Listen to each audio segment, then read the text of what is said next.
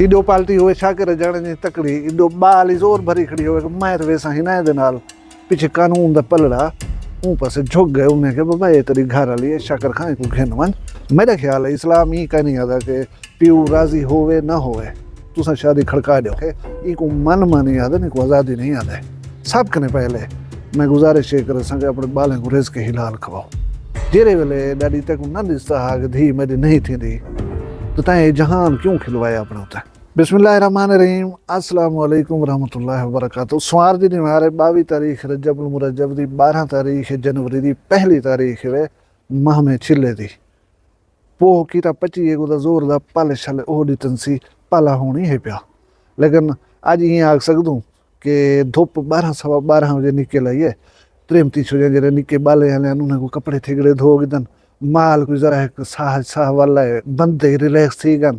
ते मैं जहाँ वक्त जे रहे ढा धोई कर नहीं बहाने अगू ते अल्लाह पे रहम करे अज दी वीडियो दा वाहिद डिस्कशन पॉइंट जरा वो है शाकिर जाना दा केस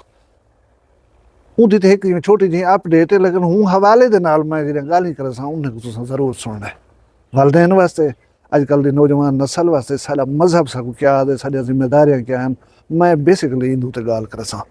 गाल ही में है कि शाकिर जाना दा केस चलदा वदा वो अम्मा शुरी राबा बदी वधियाई कि मेरी बाल दी उम्र छोटी है ना लिहाजा निकाह नहीं थी ना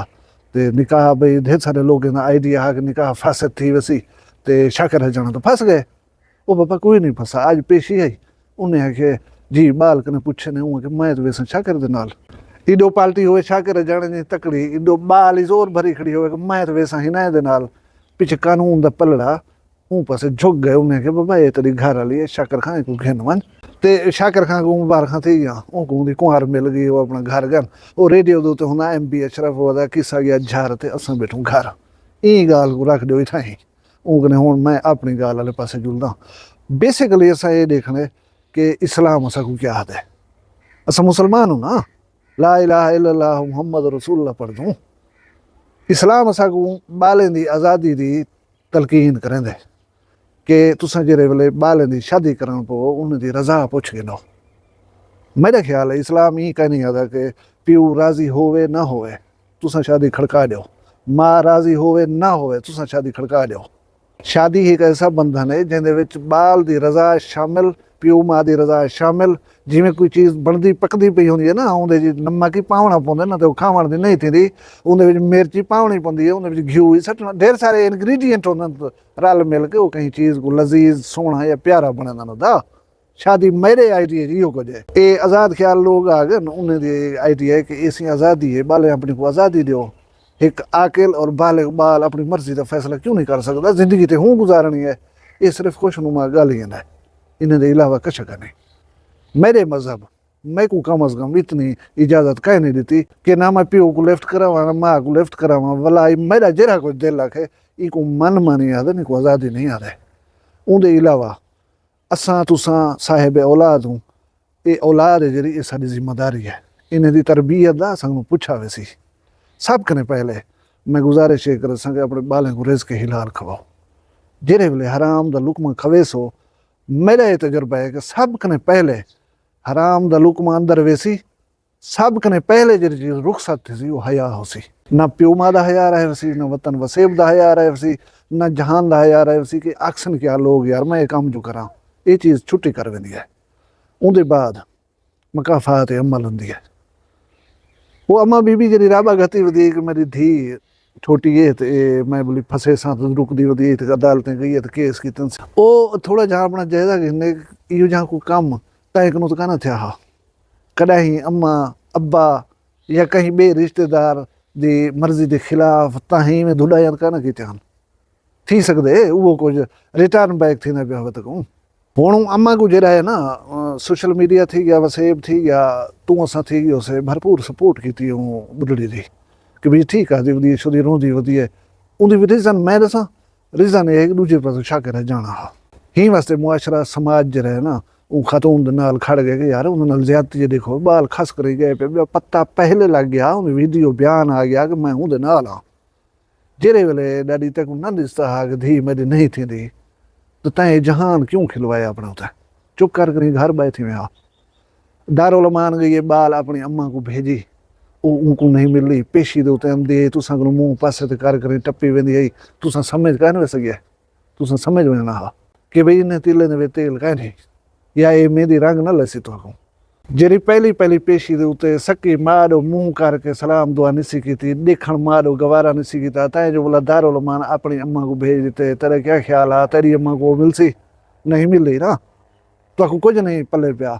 जान खिलाए हुए अपने होता है, डिस्कशन आंदे हुए अपने आप को, ओ शाकिर शुदा आधा बिठा के मेरा फैमिली मैटर है यार, इनको हुण क्लोज करो, इनको डिस्कस ना करो, मतलब गाल उछल गई ना, निकल जमाने दे अगो आ गई, पीछे मुख्तलिफ किस्म के तबसरे होंगे, हर कंहिंजी मर्ज़ी है तो जेरे गाल करे, जेरे पहलू दे नाल को खोल बहे, ये तो ना करो कम अज कम।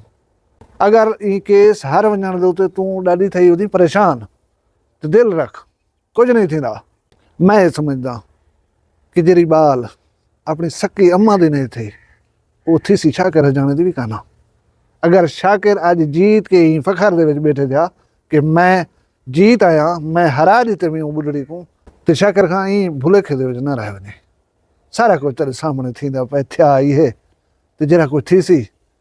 मेरी सोशल मीडिया वाले दोस्त सारे नाल दरखास्त है कि भला चंगाई नेकी कीती करो, लेकिन नस्ल देख कर कारगिरी करो, शायद तो उन्हें बैकग्राउंड का कोई पता कहना हो सी या गाल का पता कहना हो सी, सिंपली एक गाल होंगी है, तुसा आवाज़ उठे दो वैल बहुत अच्छा कीते वे, मंदे गाली झल्ले वे, वो जी दूजी पार्टी शाकिर खान दी उन्हें भरपूर तो ट्रोलिंग की है, तो मतलब इज्जत ही उछाले ने, जेरे बंदे इन उत्ते गाल करें पान, लेकिन उनके बावजूद ही तुसा अपनी ड्यूटी सार अंजाम देती है, वेल एंड गुड। मैं छेकर दे तो एक कहानी सुनवाई वजा, कहानी को गौर नाल सुनसो। बाज बैठा जा दरख्त दे उत्ते, उनकी दीद पई है तले, शेर जरा है बिल्ली दे पैर चटना बैठा। बाज हैरान थी गए कि यार जंगल का बादशाह इतनी ताकतवर जानवर छोटी जी बिल्ली दे पैर चटना बैठे। वो अगे शेर वंजे वाला बिल्ली कने पूछ दो। शेर थोड़ी देर के बाद अपना रवाना थी गए, बाज लथे बिल्ली दे नाल आन बैठे, आ मासी बिल्ली ई क्या मजरा, यह जरा जानवर जंगल का बादशाह ताकतवर तैं बिल्ली दे पैर चुमदा बैठा, इनकी वजह क्या है? बिल्ली आखिया बा इन मैं किता है भला चंगाई की हमें, ये हूँ ना शुदा ममनून है, मगर जल्द मिल वेंदे अकीदत या एहतराम मोहब्बत दिखाने वास्ते ना, ये मेरे पेरें को बोसे देंदे चटेंदे चुमदे। अच्छा बिल्ली क्या इन नाल नेकी कीती हवी? उहाँ की गाल मैं एक जड़े जंगल वेंदी पे मी छोदे को कोई थूहा लग पे, कंडा लग पे पैर दे विच, ते शदीद तकलीफ दे विच आ। मैं वो कंडा जरा है इन पैर चो कढे में, एक तकलीफ निजात मिली, दो चार जड़े बाद ठीक थी गए, टुरन फिरन शिकार करन पे गए, ये हूँ नहीं ना छोदा मेरा ममनून है। बिल्ली पे आदि बाज को बा चंगाई चंगी शायद है कीती कर, तू ही कीती कर, अल्लाह तक ये चीज़ का इज्जत देसी। हूँ बाज को ये गाल कर शौक पैदा थी गया कि मैं को यार यो जहाँ काम टकरिया जरा मैं करा कहीं नाल चंगाई करा। एक दी बार बाज उड़दा वधई मैं समंदर के किनारे डिठे सी एक चूहा है पानी दे विचों निकलण की कोशिश करन, एडो पानी की लहर जो आंदी है वला चूहे को अपने नाल कीती वेंदी है। चूहे बार बार कोशिश की उस निकल नहीं पा सकता, बाद अगे देखा चंगाई का मौका अल्लाह दे दी, आज चंगाई करें हैं चूहे को कढ़ दूँ गए, चूहे तो ट्राई की थी पर सारी पुस गए, उड़न के तकलीफ थी पी, दो चार ट्राइयां की होंगे बाद वो कामयाब थी गए, चूहे को चाह कर कुर दे उत्ते बिलावन दे विच। हुण बाज दिल दिल दे विच बड़ा खुश है कि मैं चंगाई यार नेकी कर दी है। चूहे को प्या दे यार तू ही चंगा रगड़ा पीती पई तो मैं थक पिया, आ जरा सकून करना। वो कि ठीक है बाज ही सुमत है, चूहा ही सुमत है, लेकिन